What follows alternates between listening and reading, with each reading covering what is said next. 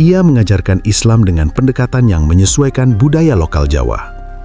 Di berbagai daerah, ia mendirikan pesantren-pesantren kecil.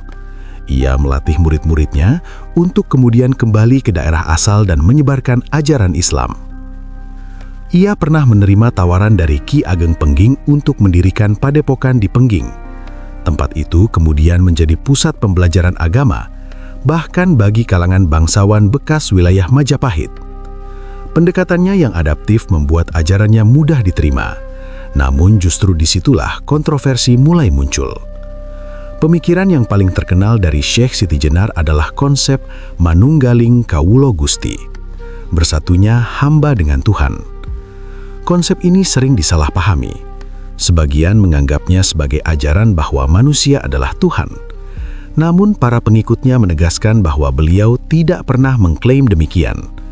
Maknanya bukan penyatuan fisik antara manusia dan Tuhan, melainkan kesadaran bahwa Tuhan adalah tujuan akhir semua makhluk.